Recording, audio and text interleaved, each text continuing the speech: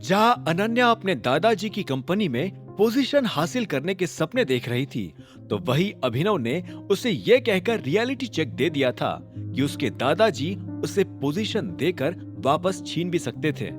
अनन्या इस बात से गुस्से में खड़ी हो गई। तुम कहना क्या चाहते हो? तुमने ही अभी मुझे कहा ना कि मैं तुम्हारे बिजनेस में ना पढ़ूं तो ज्यादा अच्छा होगा। वही इंस्ट्रक्शंस फॉलो कर रहा हूं, बस मेरे तरीके से। अभिनव ने फीकी से मुस्कान देकर कहा। अनन्या ने उसकी बात सुनकर आंखें छोटी करते हुए पूछा, अच्छा, क्या है ये तुम्हारा तरीका? मेरा तरीका मेरा बिजनेस है, तुम उसके बीच में मत आओ। इससे पहले कि अनन्या कुछ बोल पाती, अभिनव तुरंत ही उठकर बाथरूम में चला गया। उसकी बात को लेकर अनन्या अभी भी शॉक थी और उसे डर था कि कहीं सच में हरदेव उसे पोजीशन देकर वापस न छीन ले। अगली सुबह जब अभिनव अपने रूम से बाहर आया तो उसने देखा कि डाइनिंग टेबल पर सन्नाटा था। हालांकि उसे बाहर आते देख शर्मिला जरूर खींचते हुए बोल पड़ी थी, खाने के लिए तो आ सकते हो तुम। नहीं मॉम प्लीज, फिर से शुरू मत हो जाओ। अनन्या ने इतना कहा और फिर अपने आप को शांत करते हुए बोली, सनी के क्या हाल है? अभी हॉस्पिटल में है, ये हाल है। राजीव ने तुरंत जवाब दिया और फिर एक पल के लिए अभिनव की ओर भी देखा। अभिनव ने भी उससे नजर मिला ली और ऐसे हाव भाव बना लिए जैसे कि वो इस बात से अनजान था। ओ डॉन, अरे डॉन से फालतू पंगा नहीं लेना चाहिए था, वो आदमी किसी का सगा नहीं। अपनी बात खत्म करके अभिनव ने नाश्ता करना शुरू कर दिया था, जिसे देखकर शर्मिला फिर से बोल पड़ी, तो अब तुम बताओगे कि इस घर में किससे पंगा लेना है और किससे नहीं? अभिनव ने गर्दन उठाकर उसकी ओर देखा। तो और क्या बोलूं मैं?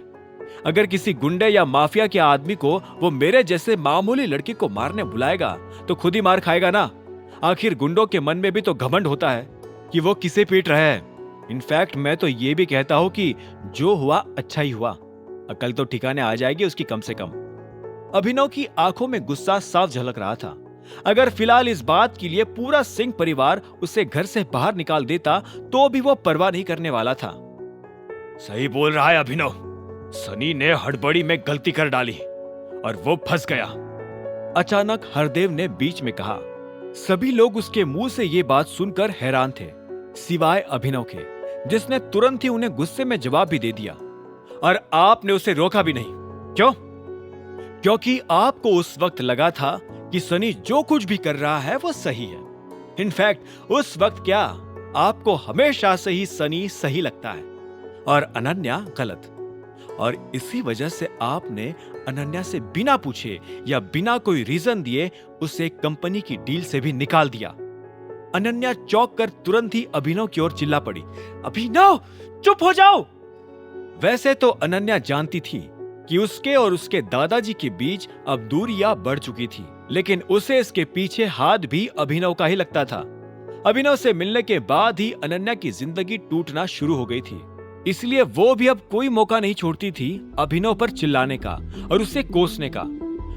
अपने ऊपर अनन्या को भड़कते देख अभिनव भी ऊंची आवाज में बोला, तुम सही थी, मुझे अपने काम से काम रखना चाहिए, बाय। यह कहकर अभिनव अपना नाश्ता छोड़कर उठा और ब्रीफकेस लेकर घर से बाहर आ गया। गाड़ी में बैठते हुए ही उसने रानी का नंबर डायल किया। Hello Rani. Tiger sir, good morning. Abhinav की आवाज सुनकर रानी ने एक्साइटेड होते हुए कहा, मॉर्निंग। एलेक्स कॉर्पोरेशन से रिलेटेड कुछ बात करनी थी। उन्हें आखिरी बार इन्फॉर्म कर दो कि टीम में सिर्फ अनन्या सिंह होनी चाहिए। अगर फिर से सनी सिंह बीच में आए तो कॉन्ट्रैक्ट तुरंत ही कैंसिल कर देना, हमेशा के लिए। अभिनव की बात सुनकर रानी ने एक पल के लिए सोचा और फिर कहा, ठीक है सर, मैं इन्फॉर्म कर दूंगी। Good, dismissed. अभिनव ने फोन काट दिया। उसने भी अब सनी को हर तरह से बर्बाद करने की ठान ली थी। अभिनव के साथ उस रात जो भी हुआ था, सनी को कम से कम उसका 3 गुना तो भुगतना ही था, नहीं तो अभिनव के दिल को तसल्ली नहीं मिलने वाली थी। दूसरी ओर चिराग भी अभिनव को सबक सिखाने के लिए पूरी तैयारी में था। अपनी गाड़ी से उतरकर वो फिलहाल WW प्रोडक्ट्स कंपनी के सामने खड़ा था। WW प्रोडक्ट्स एक जानी मानी कंपनी थी जिसका CEO चिराग का पुराना दोस्त था। जब वो आखिरी बार मिले थे तब उसके दोस्त ने कहा था कि वो अपनी कंपनी के लिए इमेजिंग सिक्योरिटीज से सीसीटीवी कैमरास खरीदना चाहते थे। इसी जानकारी से चिराग की बत्ती जली थी और उसे लगता था कि WW प्रोडक्ट्स और इमेजिंग सिक्योरिटीज की डील में वो कुछ पॉलिटिक्स खेलकर अभिनव को उसकी कंपनी से बाहर निकलवा सकता था।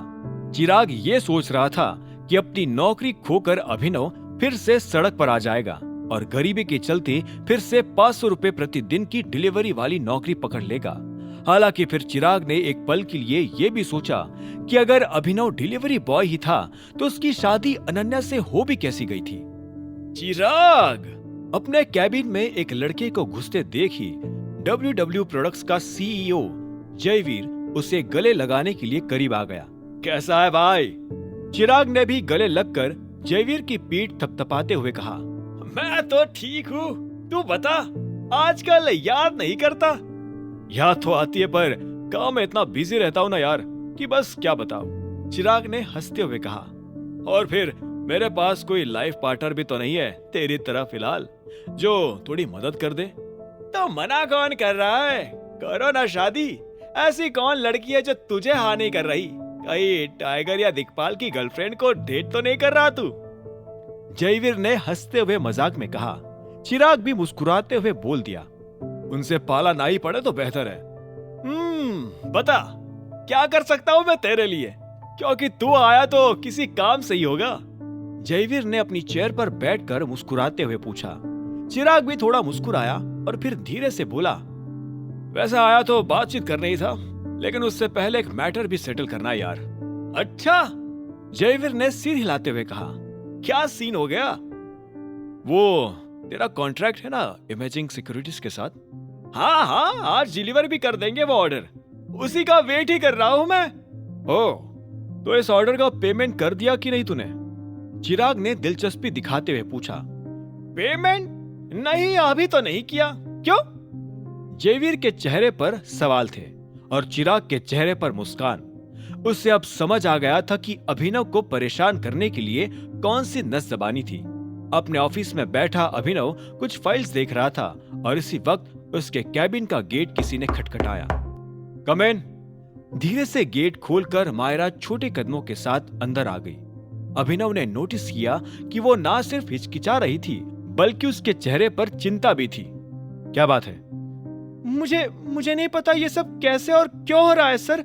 आई एम रियली सॉरी, मायरा ने घबराते हुए कहा, जिससे अभिनव सीरियस हो गया। पहले बैठो और बताओ क्या बात है। WW प्रोडक्ट्स के CEO जयवीर ने प्रोडक्ट की डिलीवरी करते समय मुझे एक नोट दिया था, ये देखिए। मायरा ने अपना हाथ आगे बढ़ाकर अभिनव को नोट पास कर दिया। उस नोट को पढ़ते ही अभिनव के माथे पर बल पड़ गए।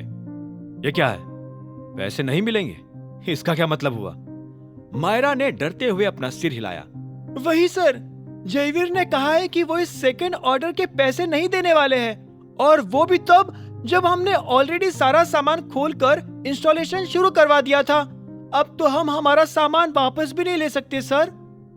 मायरा की बात सुनकर अभिनव ने कुछ सोचा और फिर उसे एहसास हुआ, और पैसों की बात कॉन्ट्रैक्ट में भी नहीं थी, है ना? मायरा ने उसके सवाल पर बिना नजरें मिलाए सिर हिलाया। क्यों? सर, कॉन्ट्रैक्ट बहुत ही शॉर्ट नोटिस पर तैयार हुआ था, और फिर किसे पता था कि जयवीर जैसा आदमी ऐसा कुछ कर सकता है। मायरा की बात सुनते ही अभिनव ने एक बार फिर उस नोट की ओर देखा जिसमें नीचे एक और लाइन लिखी थी, अगर तुम्हें तुम्हारा माल का पैसा चाहिए तो कल 12 बजे ऑफिस पहुंच जाना, लेकिन याद रहे वो मैनेजर साथ ना हो। अभिनव को लगने लगा था कि यह प्रॉब्लम उसी के लिए खड़ी करी गई थी, पर वो ये नहीं समझ पाया था कि इसके पीछे कौन था। कहीं देवेन या फिर सनी तो नहीं? ठीक है, एक काम करो, तुम कल उससे मिलकर आओ और मुझे बताओ वो क्या बोलता है। अभिनव के सजेशन पर मायरा ने सिर हिलाया और वो चेयर से उठने लगी। ठीक है सर, अब मैं चलती हूँ। मायरा के जाते ही अभिनव फिर से उस नोट को गौर से देखने लगा। उसे महसूस हो रहा था कि यह उसके खिलाफ कोई साजिश थी, पर सवाल अब भी यही था कि ऐसा कर कौन सकता है। देवेन खुद अपनी कंपनी बचाने में लगा था, भाई सनी हॉस्पिटल में था, तो फिर कौन? इसी वक्त उसके कैबिन का दरवाजा फिर से खुला और टीना हड़बड़ाते हुए अंदर आई। Sir sir sir. अभिनव ने उसकी ओर देखा और तुरंत कहा, नॉक करके आया करो, this is not your home. Sorry sir, पर कुछ बहुत ही अर्जेंट था आपको बताने के लिए, टीना ने अपनी जगह पर रुककर कहा और फिर अपना फोन अनम्यूट करके अभिनव को दिया। अभिनव ने देखा कि टीना के फोन में किसी का कॉल चालू था और उसने तुरंत ही उससे अपने कान पर लगा लिया। समझ गई ना?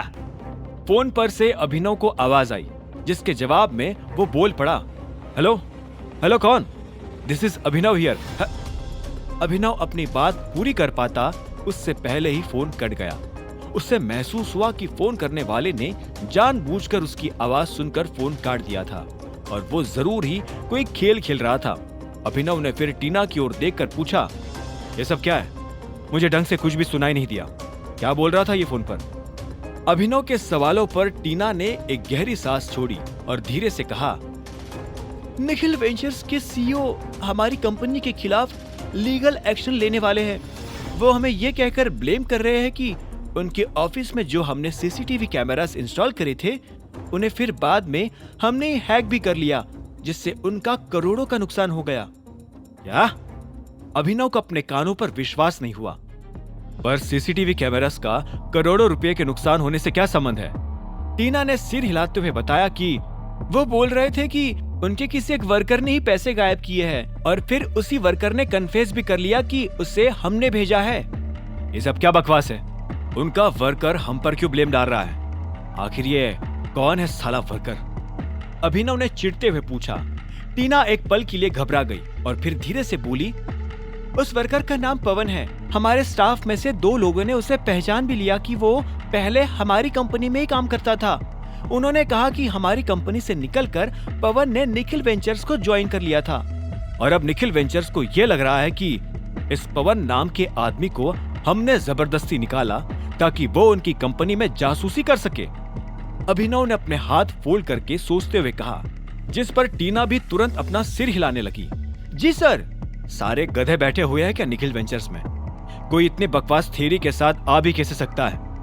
अभिनव ने सांस छोड़ते हुए कहा। अब क्या डिमांड कर रहे हैं वो हमसे?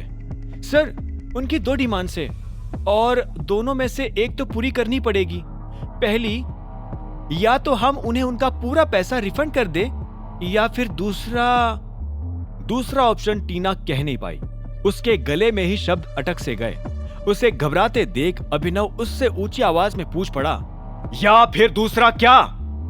आखिर निखिल वेंचर्स की दूसरी डिमांड क्या हो सकती थी? WW प्रोडक्ट्स के सीईओ जयवीर मायरा से कल की मीटिंग में क्या बात करने वाला था? क्या चिराग का अभिनव के खिलाफ बनता प्लान सफल हो पाएगा या फिर वो भी सनी की तरह ही मुंह के बल गिर जाएगा? क्या होंगे इन सभी सवालों के जवाब? जानने के लिए सुनते रहिए आगे।